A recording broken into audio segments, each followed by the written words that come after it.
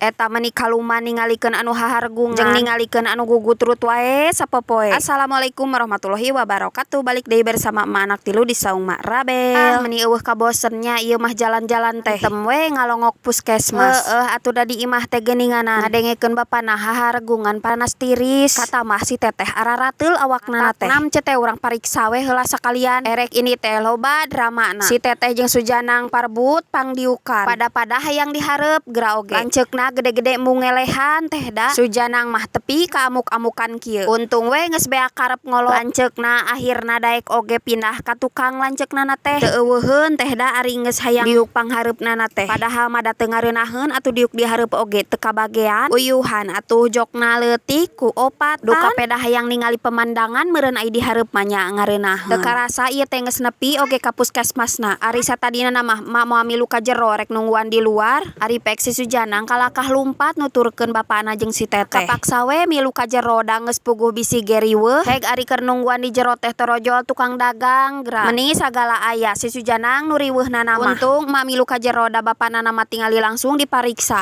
Ngan pedah geuninganan dua anu dipariksana. Bapana jeung si teteh teh kalakah jadi pabaliut geura. Heg teh Sujanang riweuh hayang jajan. Heg deui kaparengan si teteh geus dipanggil ku dokter. Jadi we mak teh riweuh dapan bapana mah geus dipang heulana. Untungna lamun dipariksa ka dieu mah Sujanang sok anteng ulin di dieu tah. Aya tempat paragi ngasuh. Jadi sangeus rengse jajan teh bieu langsung lumpat ka tempat permainan. Alhamdulillah geuning teu lalila dipariksana teh. Nyaho-nyaho ieu geus dilaluar we nungguan obat. Bubuhan teu loba pasien ieu teh jadi teu lila nungguan obat oge. Geus dipanggil obat ajang bapana tuluy we ieu teh dipanggil deui resep obat jang si teteh. Geus we nam ayeuna mah urang balik. Tapi ieu teh balik ti puskesmas kaparengan pas geus tepi ka lemur aya anu keur dibaragi MBG. Eureun we heula sakalian. Matak ieu mah budak teh riweuh datang-datang langsung we marurak MBG. Soalna teu jajan loba tadi pas ti puskesmas mah.